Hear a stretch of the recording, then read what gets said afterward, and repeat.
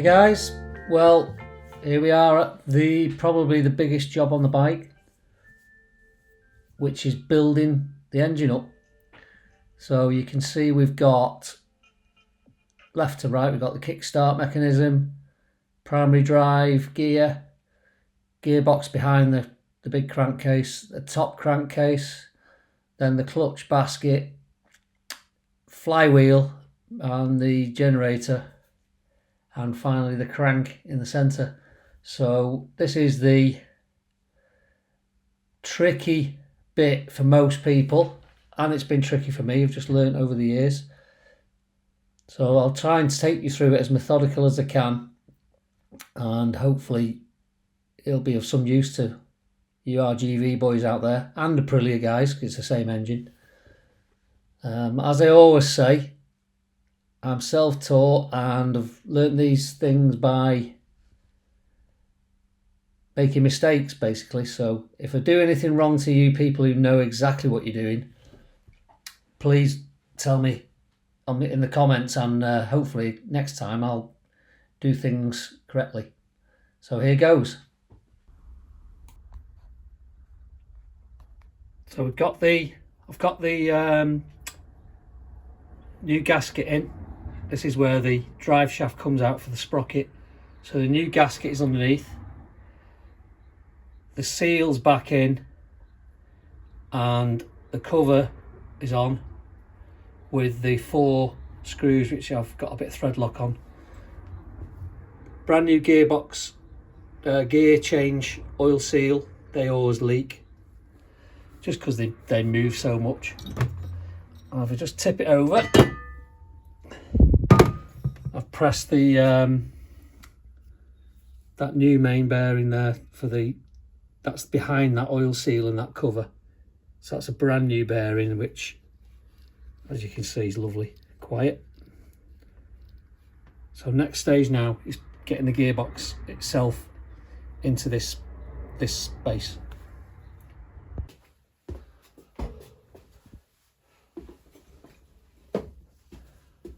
So I've assembled the gearbox again, cleaned all these gears up. You remember they were rusty. Everything's had a good clean. It was only surface rust. So primary drive shaft is in. Secondary, the drive shaft, primary shaft, drive shaft, and the kickstart idler gear on the back.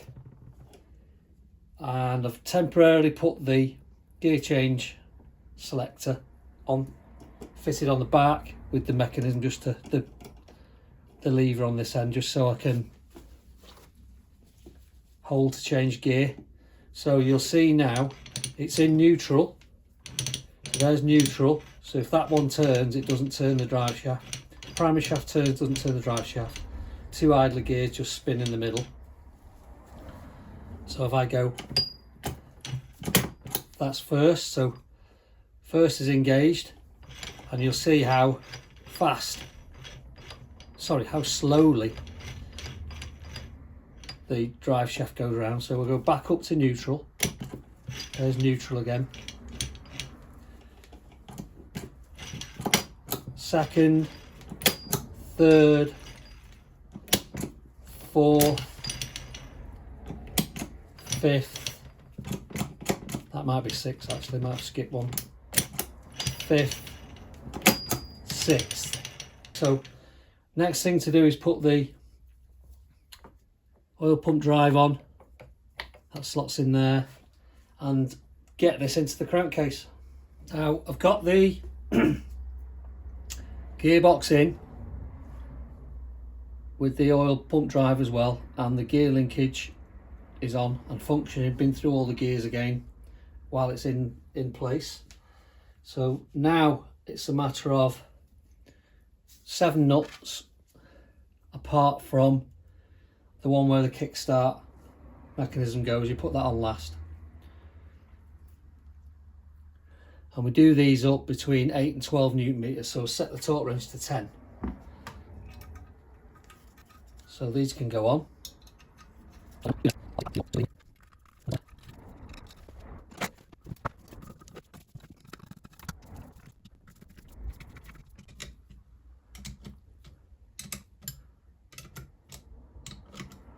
So they're all nipped up, just loose hand tight. So set to 10, which is bang in the middle. Like I said before, 8 to 12 Newton meters. So we've got this set on 10.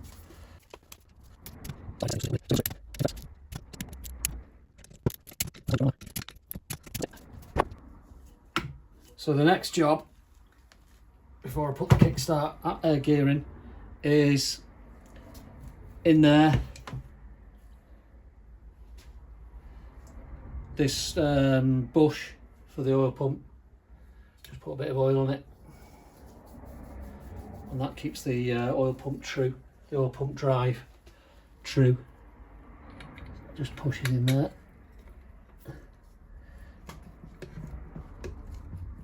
Might need a little tap actually.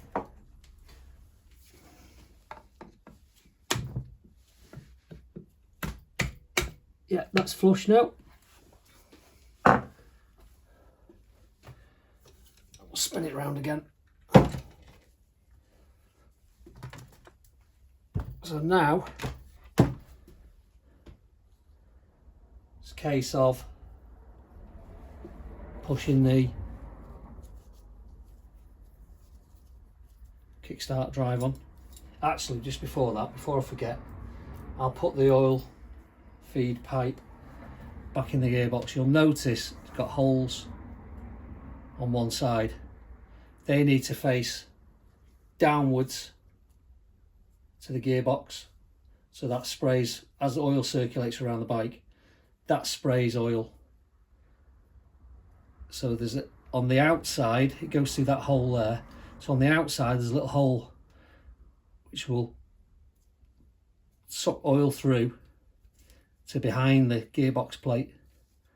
So I'll just make sure that's upside down, so we turn it 180. And it has to locate at the back. That's it, it's gone in. There's a little recess in the other side of the crankcase where it locates. And then it's just a matter of screwing this retaining clip over the top.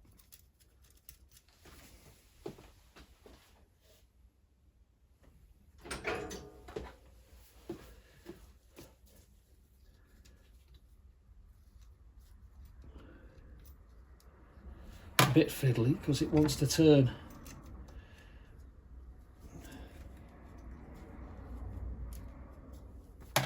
That's it. And once this is tight, that won't move.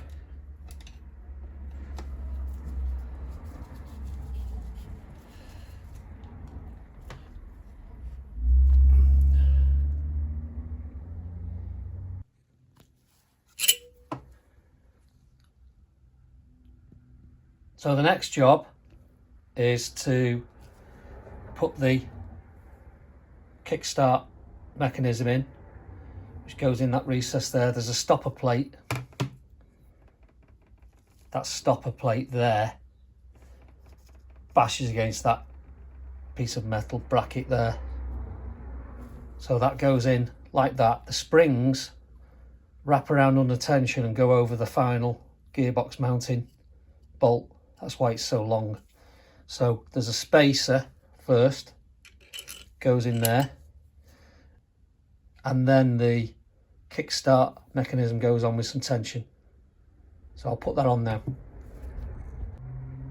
So that's now fitted, pushed fully back with the 2 springs around the spacer and the locking nut torqued up to 10 Newton meters.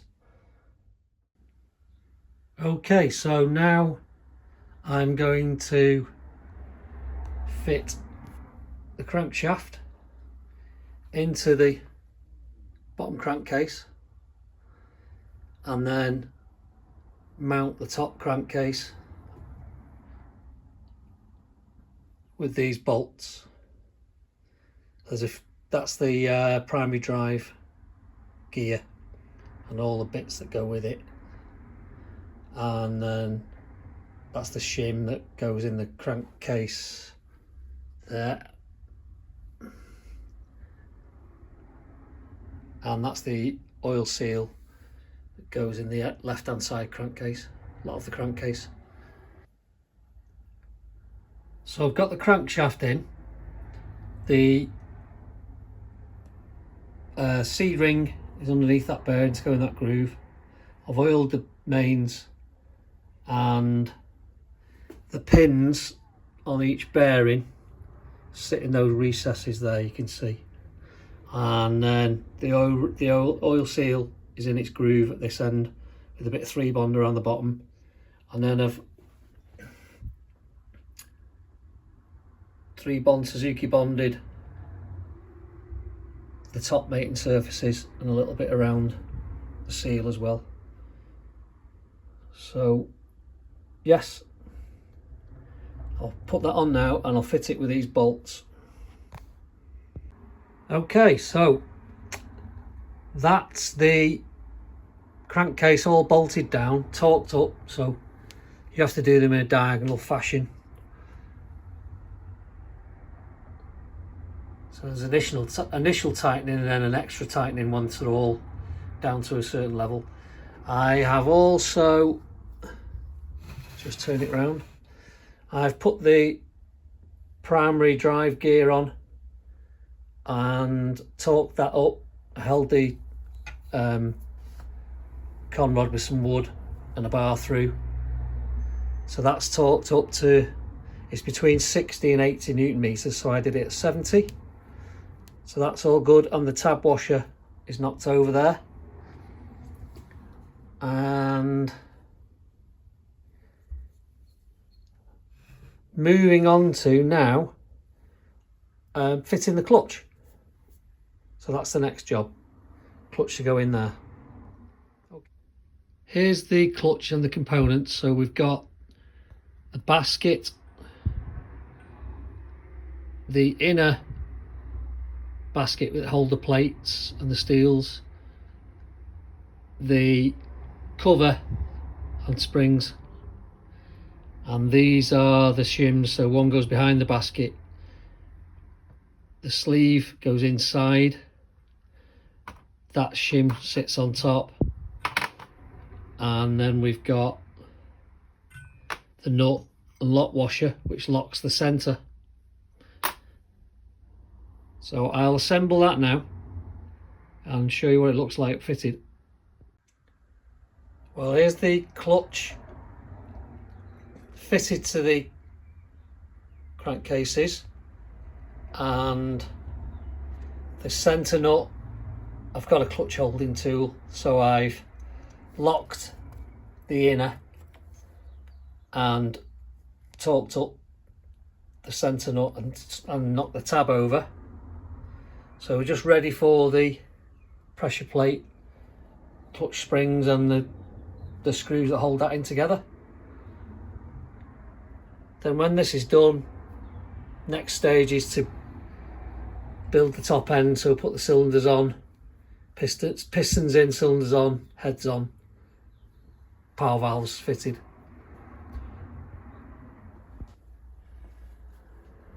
Right, so I have now got to the stage where I fitted the neutral light switch. So that's hard. Actually, the resin on the top, it's sealed with resin, but the resin on the top, a lot of it was crusted away and dried out. So just use some epoxy 2-part glue, resin glue, and refilled that and left it overnight, and that's perfect. That's how it should be now. So that's all filled and sealed again. It's had a new O-ring on the back of it, brand new genuine part O-ring. While it was off, easier to do that. And I've now also got the magneto on with the stator inside and the pickup coils. They've gone on. One of them's earthed and the other one has a feed through that space in the case to the secondary pickup. And then that flywheel is torqued up with some stud and bearing locking fluid. And I've also put in the engine spacers for that's how it gets mounted. So next I'm going to put the oil pump on, and then we're going to build the top end. Right, I'm going to fit the oil pump. I've already refitted all 4 leads, so the long ones go to the cylinders, the long ones go up that gap, through the middle, round, and one goes to the top cylinder, one goes to the bottom cylinder, and then the other ones go through the little gap there. There's a hole, there's a plate that goes over it all, and there's a hole in the plate, and they go past the neutral switch, underneath the engine, and to the crankcase feeds on the front. So one goes to the left side, one goes to the right side. So to put the oil pump on, there's a gasket which goes on the back of the oil pump like that.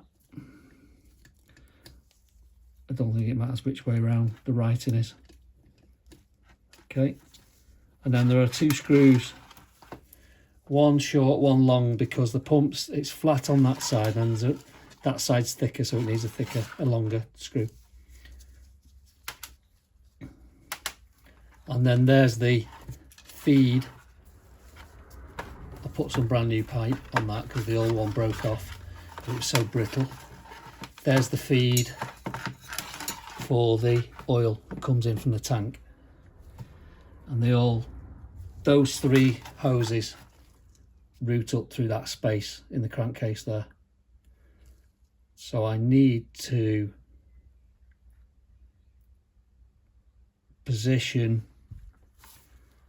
the oil pump like so it's actually easier to feed the hoses through and then fit the pump. Easier said than done.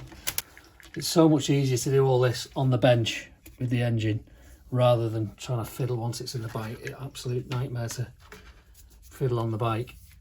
Tricky enough on the bench. Then there's a sleeve.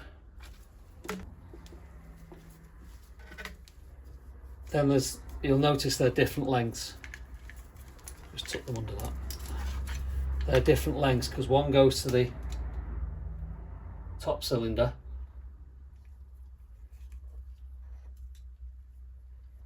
here to the side of the cylinder, and the other one goes right around the front to the bottom cylinder. So yeah, there's this sleeve which you fit over them. There we go, they're both through. Yeah, and they sit kind of there, and then there's a clamp. Once you put the rubber inlet manifold on, there's a clamp that clamps to that bottom right corner, so that's good. They're in place for now. I'll just tuck them neatly away like that. Let's just stand the engine up. There's one more little procedure. So engine stood up there. So yeah, over here, just to protect these pipes, you'll see there's 2 holes there. Just to protect these pipes, there's a plate that I've had re-zinced.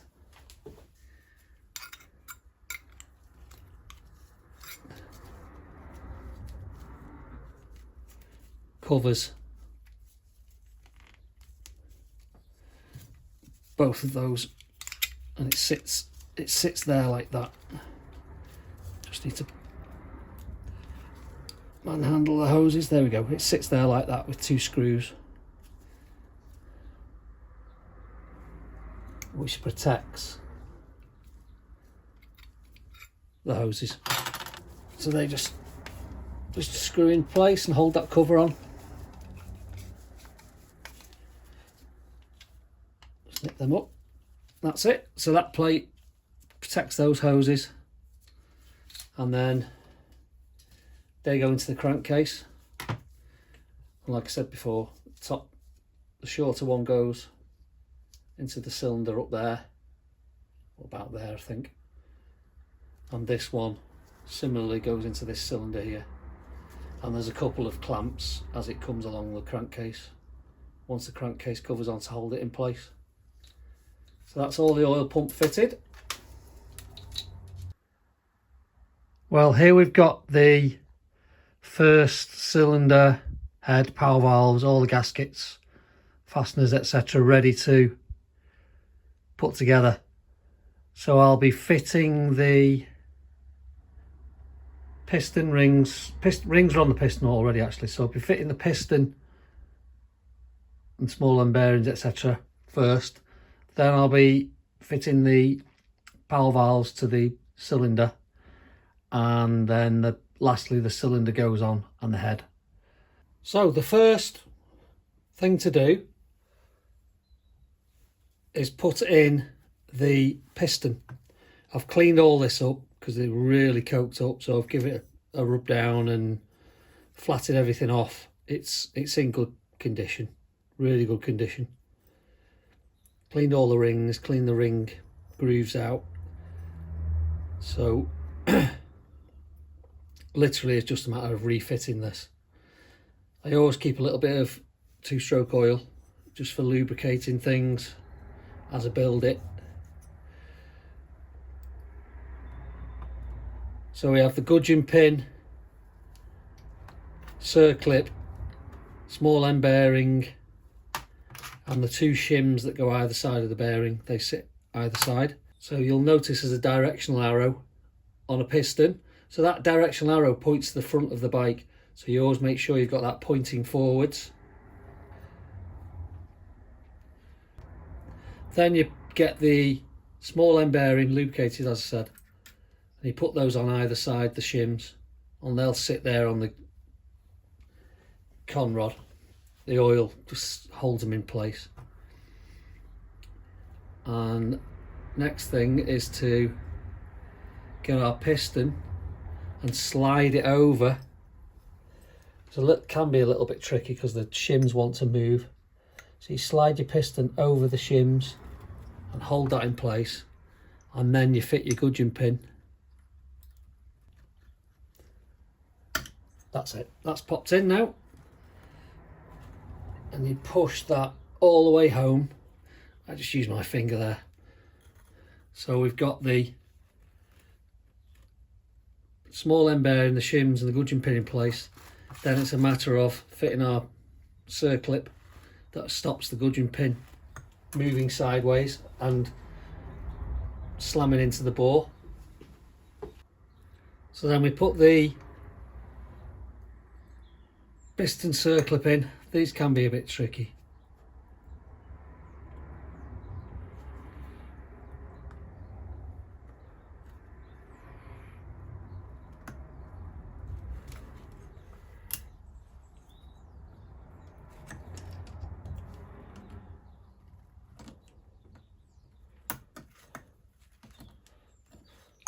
And you make sure that the end of the piston circlip is slid round past the gap.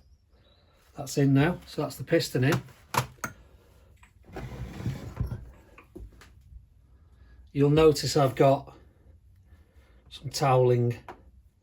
That's just in case you drop anything into the crankcases while you're fitting the piston. So if the shim fell in, or usually the piston clip, I've never had it happen, but I've always put rags down to stop it happening. But you can get them out with a magnet if you're lucky, but a lot of the time you've got to take the crankcase apart, take the top off to get the thing out of the crankcase, which is the pest. I'm going to build the power valves into the barrel. So they come in 2 halves and they sit in the barrel like that. These are 2-stage Mark 1 power valves. They're in really good condition. The later BJ22 bikes have a 3-stage guillotine, which do wear considerably more than these. These are quite reliable.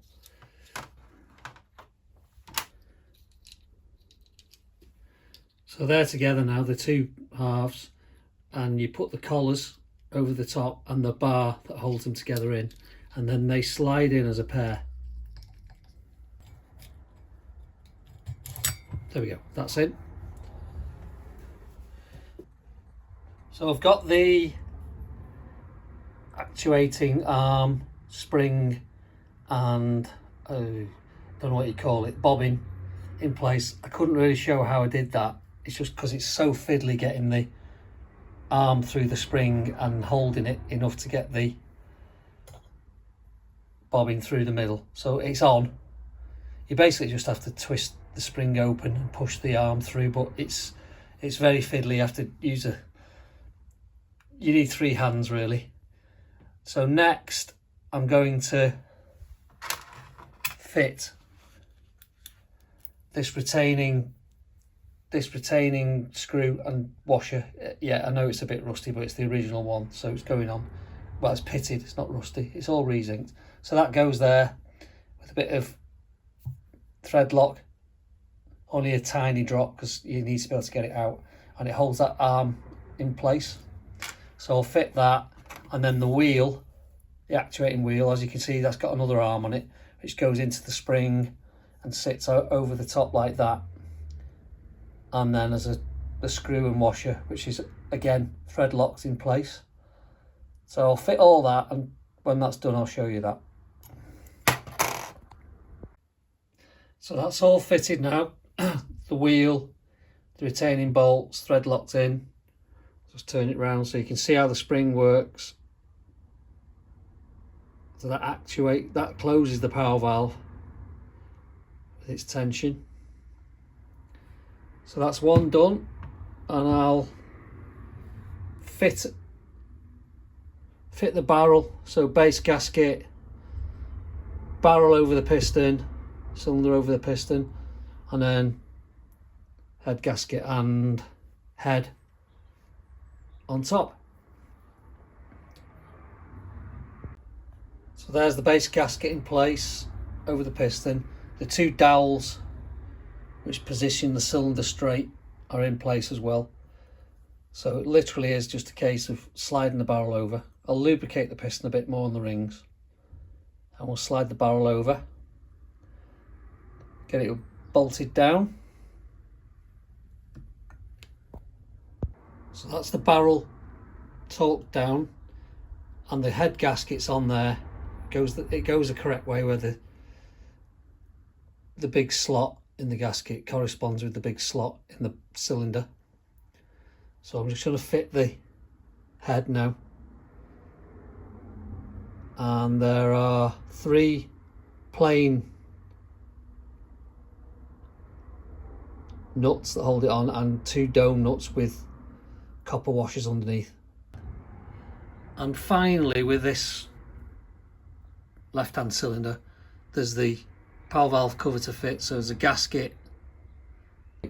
Oh, one last thing, I like to put, there's the gasket for the power valves.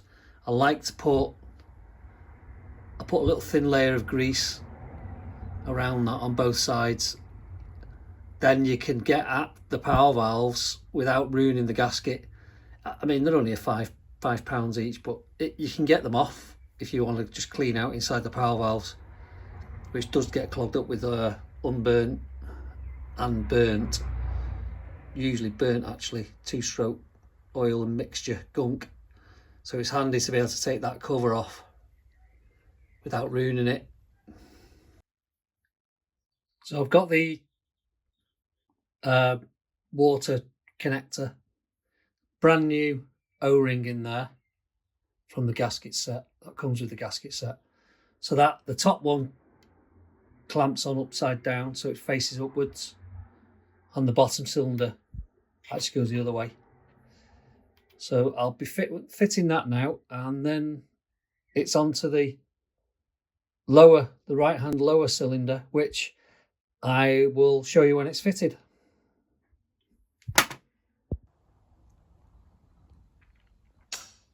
Well, I finally got there with the engine, and isn't she a beauty?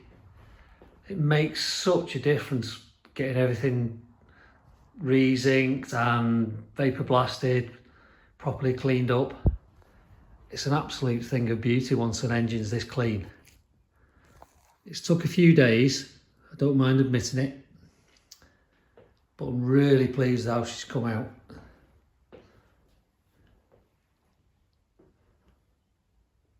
Got the oil pipes on, the oil feeds for the crankcase. You'll never see an engine this clean.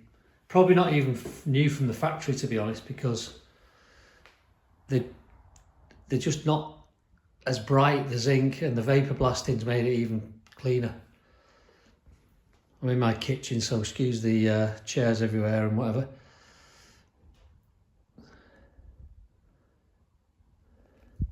Really is a thing of beauty if you're into these sort of things, which I am.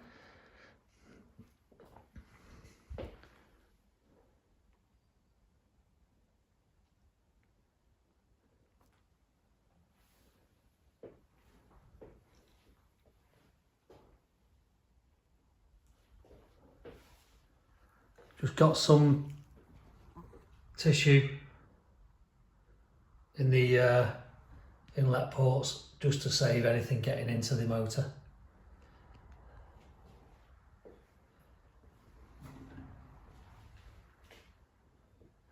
Yeah, really pleased how it's come out.